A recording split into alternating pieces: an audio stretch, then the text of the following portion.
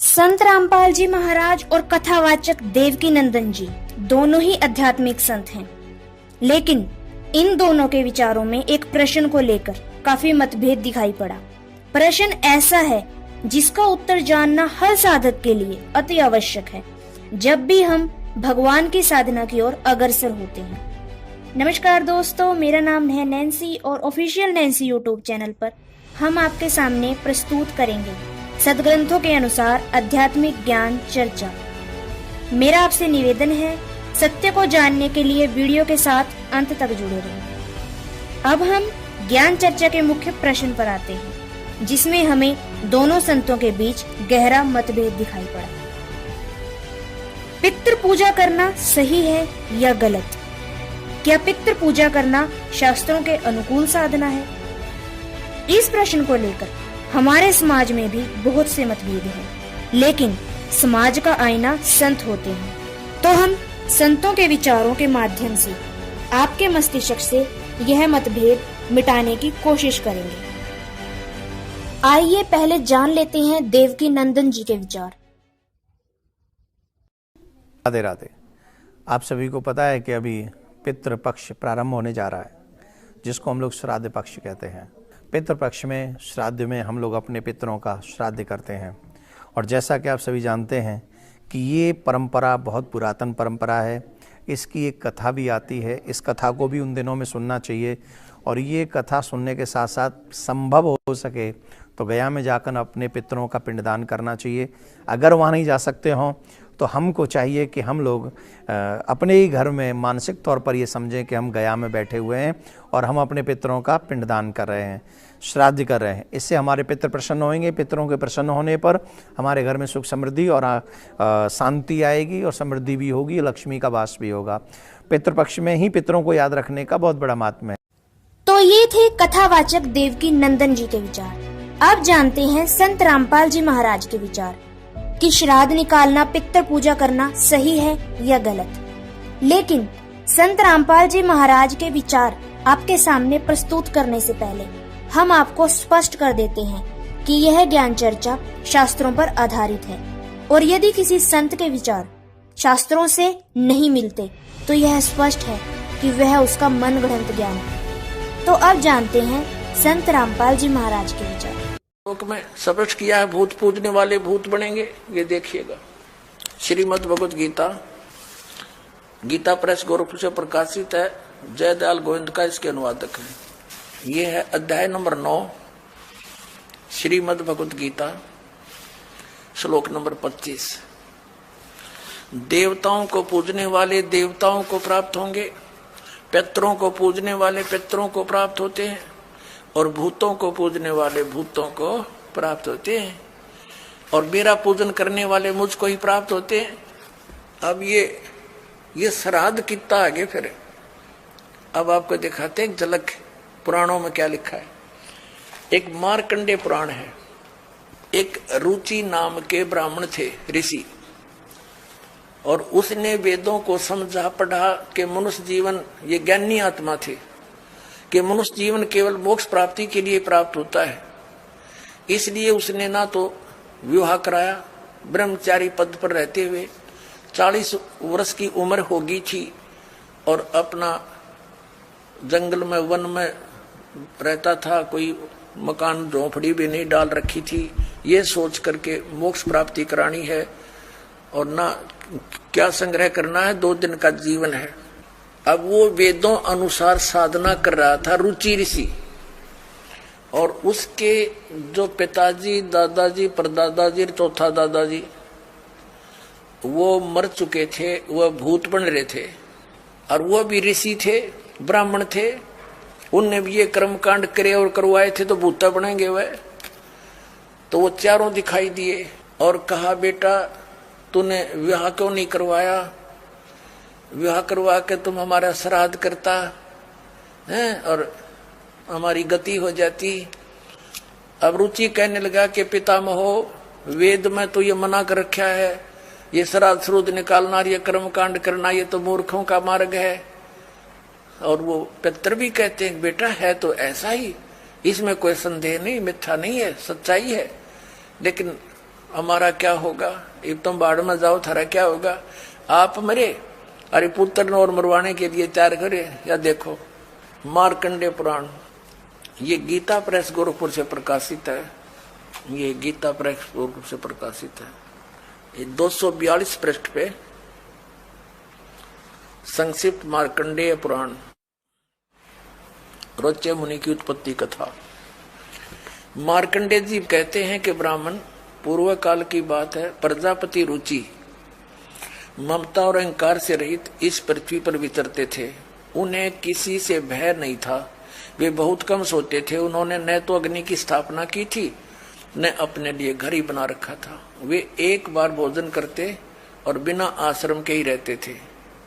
उन्हें सब प्रकार की आसक्तियों से रहित एवं मुनिवर्ती में रहते देख उनके पितरों ने उनसे कहा,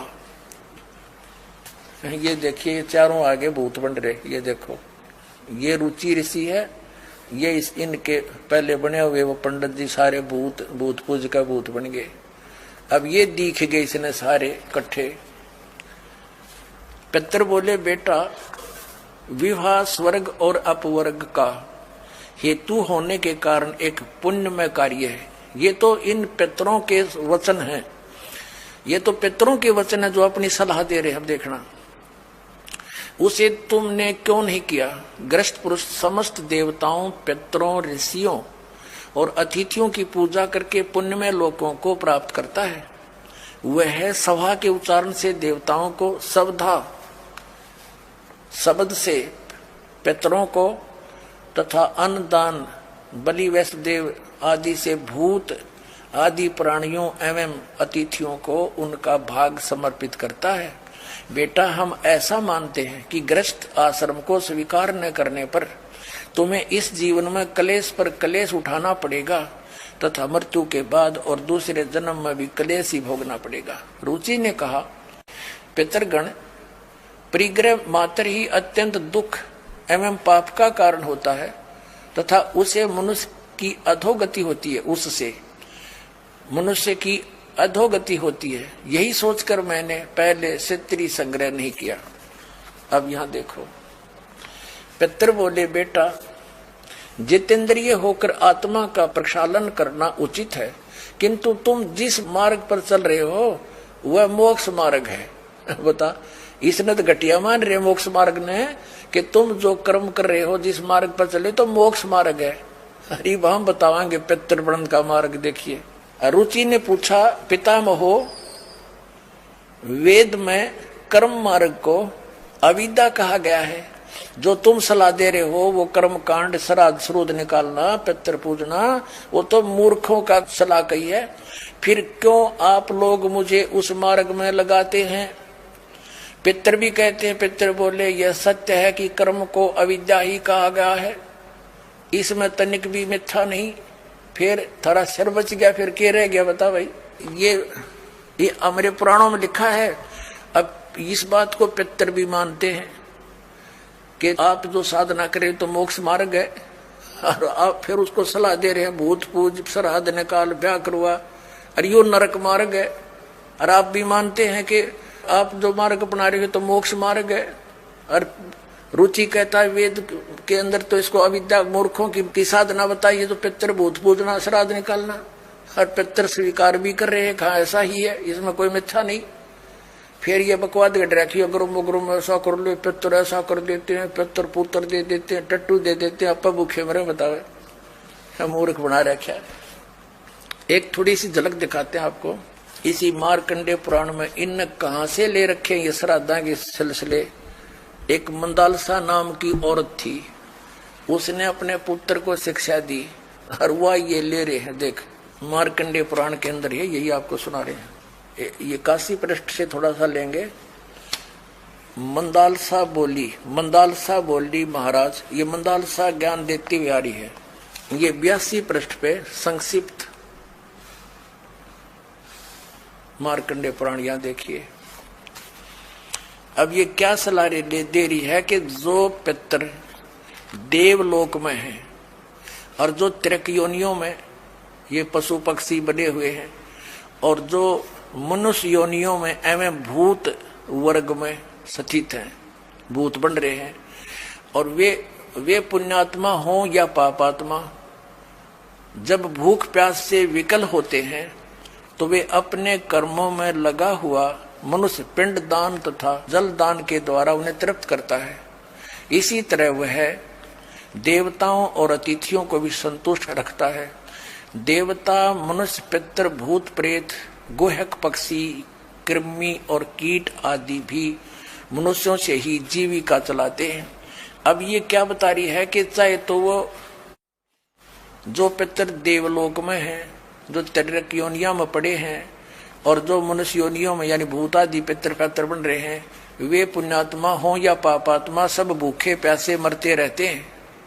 तो वो टट्टू देवलोक में हुए, भूखे मरते प्यासे मरे। अब क्या बताते हैं आगे, ये देखिएगा संक्षिप्त मार्कंडेय पुराण 92वें पृष्ठ पे। इनमें से जो नरक में निवास करते हैं, जो पशु पक्षी की योनियों में पड़े हैं तथा जो भूत प्रेत आदि के रूप में स्थित हैं, उन सब को विधि पूर्वक श्राद्ध करने वाला यजमान तृप्त करता है। कैसे करता, सुनो। मनुष्य पृथ्वी पर जो अन्न बिखेरते हैं, उनसे पिशाच योनि में पड़े पितरों की तृप्ति होती है, जो जमीन पर दाने डाल देते हैं। बेटा, स्नान के वस्त्र से जो जल पृथ्वी पर टपकता है, उससे वृक्ष योनि में पड़े हुए पितर तृप्त होते हैं। जो रूख वृक्ष बन गए, उन का नहा का जो वस्त्र ने छोड़ दिए ना, वो वृक्ष योनि में पड़े हुए तृप्त हो जाएंगे। अरे भले आदमियों, एक बार क्या था, परमात्मा कबीर जी काशी में गंगा घाट पर चले गए। गंगा का एक घाट बना हुआ है, वहां पर ये ब्राह्मण लोग सूर्य को यानी ऐसे सूर्य की तरफ मुंह करके गंगा से जल उठावें और वहीं डाल दें। कबीर साहब बढ़कर उसमें गंगा में घुटनों पानी में और ऐसे नौकरन लगे, गंगा के जल को पटरी पर फेंक रहे पूरी स्पीड। अब वो सारे पंडित जी अपना काम छोड़ कर कबीर साहब की ओर देखने लगे। कहने लगे, वो कबीर ये क्या कर रहा तू? कबीर जी बोले, आप क्या कर रहे हो? मैंने ना पूछा, तुम क्यों पूछ रहे हो मेरे से? पहले आप बताओ आप क्या कर रहे हो? कि हम अपने पितरों को स्वर्ग में जल भेज रहे हैं। ये हम यहाँ जल डाल रहे हैं ना, ऐसे मंत्र बोलकर, ऐसे सूर्य की तरफ मुकर के, ये वहां स्वर्ग में हमारे भूखे प्यासे पितरों को जल प्राप्त होगा। परमात्मा बोला, मैंने एक बगीची लगा रखी अपनी झोपड़ी के आगे, और मैं उस झोपड़ी को उस बगीची को सींच रहा हूं। फिर मंड के करड़े हो गए। तो वो कहने लगे, रे बोले आदमी, इतनी दूर कैसे जाएगा जल? ये तो यहीं पड़ा है। वो तेरी झोपड़ी के आगे बगीची जो छोटी सी लगा रखी, वो कैसे सिंचाई होगी इससे? कि 1 लाखों किलोमीटर दूर, मील दूर तुम्हारे पितरों को स्वर्ग में ये पानी मिल सकता है, तो ये 2 किलोमीटर पर क्या दिक्कत आएगी इसको? तो उनकी चौंध। हमने इस वीडियो के माध्यम से आपके सामने दोनों संतों के विचार रखे। अब निर्णय आपके हाथ में है कि आप शास्त्रों के अनुसार प्रमाणित संत रामपाल जी के विचारों से सहमत हैं या देवकी नंदन जी की मनगढ़ंत कथा से। हमें कमेंट में जरूर बताएं। धन्यवाद।